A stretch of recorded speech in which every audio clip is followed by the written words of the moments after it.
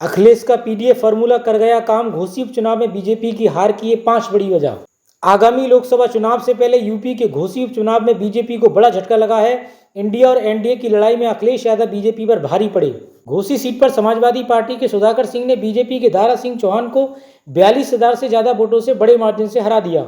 Dara Singh Samajwadi party छोड़कर BJP में शामिल हुए थे, जिसके बाद उन्हें घोसी से उपचुनाव में कैंडिडेट बनाया गया था। वे यहाँ पहले सपा से विधायक थे। उपचुनाव में समाजवादी पार्टी ने सुधाकर सिंह को उतारकर जोर शोर से प्रचार किया। जमीन पर शिवपाल यादव ने कई दिनों तक मोर्चा संभाले रखा और घर घर जाकर मतदाताओं से मुलाकात की। सुधाकर की जीत और दारा सिंह चौहान की हार की कई प्रमुख वजह हैं, जिसमें दल बदल से लेकर अखिलेश यादव का पीडीए फार्मूला है। आइए जानते हैं घोसी विधानसभा से दारा सिंह चौहान की हार की 5 सबसे बड़ी वजह। बीजेपी के दारा सिंह चौहान उन नेताओं में से हैं जो यूपी के लगभग सभी प्रमुख पार्टियों में कभी न कभी रहे। कांग्रेस से अपनी राजनीति की शुरुआत करने वाले दारा सिंह बसपा, सपा, बीजेपी सभी में रहे हैं। साल 2017 के यूपी विधानसभा चुनाव में दारा सिंह ने बीजेपी के टिकट पर चुनाव लड़ा और जीत भी दर्ज की। इसके बाद योगी सरकार में 5 साल तक मंत्री रहे, लेकिन जैसे ही 2022 विधानसभा चुनाव आया और तमाम जगहों पर अखिलेश का पलड़ा भारी लगता दिखा, उन्होंने बीजेपी का दामन छोड़ दिया। इसके बाद वे सपा से चुनाव लड़े और घोसी विधानसभा से जीते भी। हालांकि समाजवादी पार्टी को बहुमत न मिलने के बाद उन्हें बड़ा झटका लगा और कुछ महीने पहले ही वापस बीजेपी में चले गए। घोसी उपचुनाव में बीजेपी ने उन्हें उम्मीदवार बनाया और विधायकों और मंत्री आदि की पूरी फौज चुनाव प्रचार के लिए उतार दी। लेकिन नतीजों ने साफ कर दिया कि जनता ने दारा सिंह चौहान जैसे दल बदलने वाले नेताओं को पसंद नहीं किया है और चुनाव में बड़ी हार का स्वाद चखा दिया। वहीं अखिलेश यादव के चाचा शिवपाल लंबे समय तक सपा से दूर रहे। सिंह से अखिलेश को सपा की सत्ता गई तो बाद में शिवपाल ने अपनी अलग पार्टी बना ली। वे बीजेपी के करीब भी नजर आए और कई बार अटकलने लगे कि वे भगवा पार्टी का दामन थाम सकते हैं। हालांकि मुलायम सिंह के निधन के बाद शिवपाल फिर से अखिलेश के करीब हुए और मैनपुरी उपचुनाव में डिंपल यादव को जीत दिलाने में सबसे बड़ी भूमिका निभाई।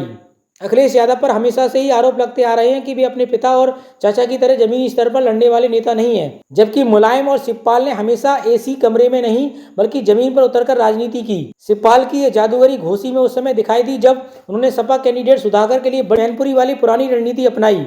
वे लंबे समय तक घोसी में डटे रहे और जनता से सपा को जीत दिलाने की अपील करते रहे। वे खुद कई जगह घर घर गए और कैसे पार्टी को जीत मिले इसके लिए समय समय पर रणनीति बनाते रहे।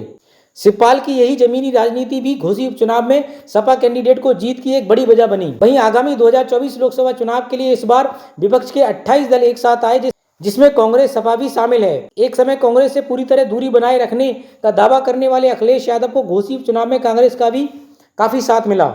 यूपी कांग्रेस के नए नवेले अध्यक्ष अजय राय ने उपचुनाव में पार्टी का कोई भी कैंडिडेट नहीं उतारा और सपा का समर्थन किया।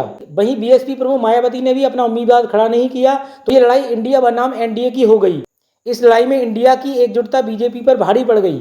अब आने वाले समय में देखना यह होगा कि क्या अखिलेश यादव लोकसभा में कांग्रेस के साथ गठबंधन करते हैं या फिर नहीं। इस समय सपा और जयंत चौधरी की आरएलडी का गठबंधन है और माना यह जा रहा है कि यूपी में कांग्रेस को भी साथ लिया जा सकता है। घोसी में इंडिया गठबंधन के एकजुट लड़ने से हुए फायदे से इसकी संभावनाएं अब और ज्यादा बढ़ गई हैं। घोसी उपचुनाव में मुख्तार अंसारी भी सपा की जीत की एक बड़ी वजह माना जा रहा है। वहीं बीएसपी के उपचुनाव में नहीं लड़ने की वजह से पूरा मुस्लिम वोट भी एकजुट होकर सपा की ओर आ गया, जिससे सुधाकर सिंह को जबरदस्त फायदा हुआ। यदि बसपा यहां उपचुनाव लड़ती तो यकीनन मुस्लिम वोटों में बंटवारा होता और इसका नुकसान समाजवादी पार्टी को झेलना पड़ सकता था। वहीं 2022 विधानसभा चुनाव में झटका खाने के बाद अखिलेश यादव नई रणनीति पर काम कर रहे हैं। उन्होंने इंडिया गठबंधन से पहले ही पीडीए फार्मूले की बात करनी शुरू कर दी है, जिसका फुल फॉर्म उन्होंने पिछड़ा, दलित और अल्पसंख्यक बताया है।